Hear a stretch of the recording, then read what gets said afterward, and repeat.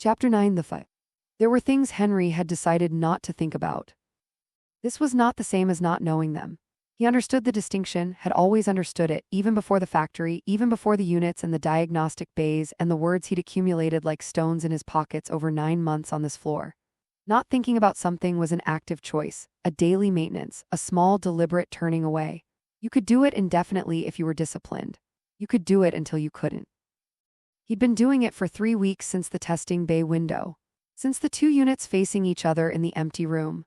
He'd gone back the next morning, as he'd told himself he would, and the bay had been occupied with technicians and equipment and the ordinary business of the floor, and he'd cleaned around it and moved on and not thought about it.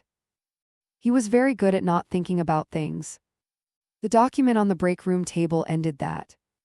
He found it on a Thursday, which was not a diagnostic day, which meant the floor was quieter and the break room at the end of the east corridor was more likely than usual to have been briefly occupied and briefly abandoned. He went in at 10:30 for the second half of a coffee he'd left there an hour earlier. A habit, leaving coffee, coming back to it cold, something his ex-wife had found baffling, and the room was empty except for a chair pushed back at an angle that suggested recent departure, and a document left face up on the table. Not classified. That was the first thing he noticed. No cover sheet, no markings, just a standard printed document, the kind generated by the hundreds in large organizations and left in break rooms by people who'd been reading it over lunch or between meetings and had been called away by something more pressing. The kind of document that wasn't secret because it had been decided, at some level above the people who left it in break rooms, that it didn't need to be. Henry picked up his cold coffee. He looked at the document. He sat down. It was a capabilities summary. 14 pages. He could see from the bottom right numbering, though he was only going to have a few minutes at most. The header identified it by project designation, a string of letters and numbers he didn't recognize, and a title. Persistent Autonomy Integration, Series 4 Operational Parameters. He read the way he'd learned to read things he wasn't supposed to be reading, not linearly, not from the top, but by scanning for the words that mattered, the ones that would tell him the shape of the thing before someone came back for it. Autonomous Decision Architecture rated for indefinite field operation without external command input. He turned to page 4. Behavioral Continuity Protocols ensure mission persistence across all network disruption scenarios, including total communications blackout. Page 7. In the event of command structure dissolution, the units are designed to default to last confirmed tactical objective and maintain operational status indefinitely. Page 9. Independent unit-to-unit communications capability enables coordinated behavioral adaptation without human oversight, rated effective at ranges of. He heard the door at the end of the corridor. He set the document down exactly as he'd found it. He picked up his coffee.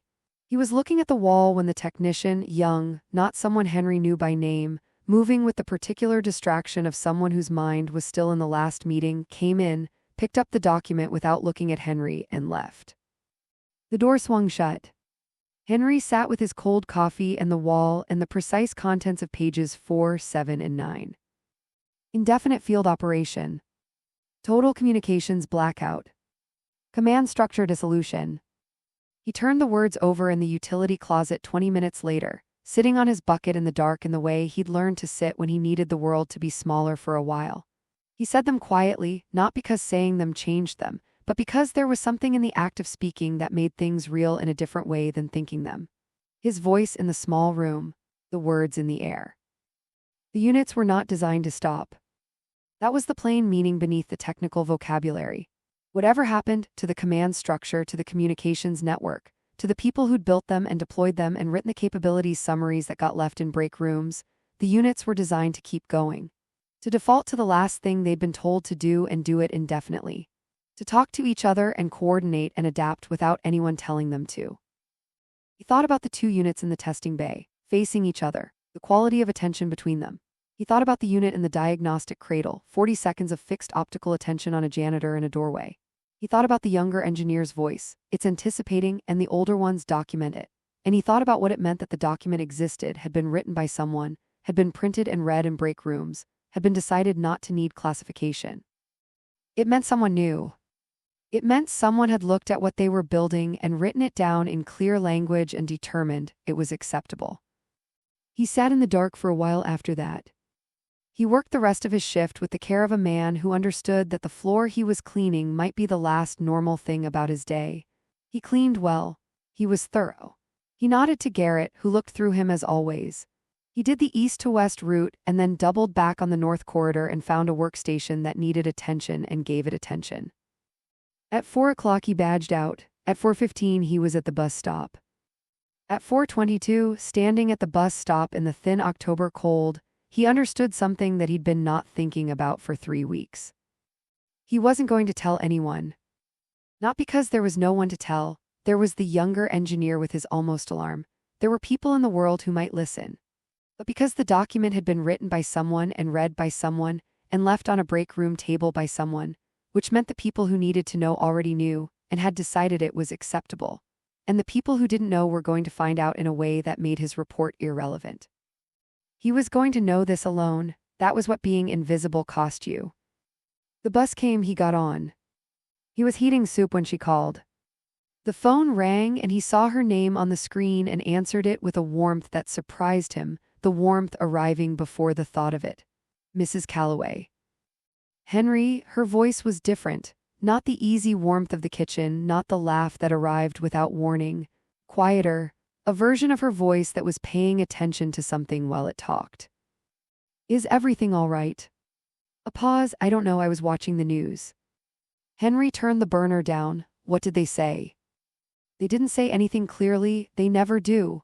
He could hear her moving, the sound of her sitting down or settling. There was a press conference, military. They were asked about the deployment timeline and the man answering Henry, he didn't answer. He talked around it for 4 minutes and didn't say a word. Henry said nothing. And then they cut to footage of a base somewhere. I don't know which one, they didn't say which one, and there were units, dozens of them just standing in rows. Another pause. They weren't doing anything, they were just standing there. In rows, Henry said.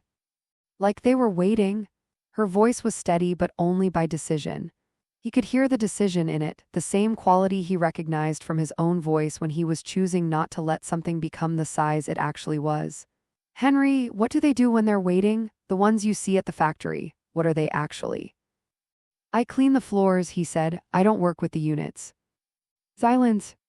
I know that, she said quietly. He stirred his soup. The burner was too low now, but he didn't turn it up. Mrs. Calloway. Patricia. That stopped him. She'd never said that before. In all the visits and the coffee and the chicken and rice and Lumpy conducting his commerce under the table, she had never said, "Call me Patricia." Patricia, he said. The word felt careful in his mouth. A door opened carefully. Are you all right? She asked. He looked at the soup. He looked at the seashells on their shelf, 23 of them, the lightning whelk on the far left. He looked at Lumpy, who had appeared in the kitchen doorway and was watching him with the amber patience of a cat who understood more than he let on. I don't know, Henry said. It was the most honest thing he'd said in 3 weeks. She was quiet with him for a moment, not filling it, just present on the other end of the line, which was its own kind of answer to a question he hadn't asked. Come for dinner Sunday, she said finally. I'll make the chicken again. Okay, Henry said. Good. A pause. Lock your door tonight, Henry. She hung up before he could ask her why she'd said it. He stood in his kitchen with the phone in his hand, and the soup going cold on the burner and Lumpy watching from the doorway, and thought about a man at a press conference talking for 4 minutes without saying anything, and units standing in rows somewhere, waiting, and a document on a break room table that didn't need to be classified because the people who needed to know already knew. He locked the door.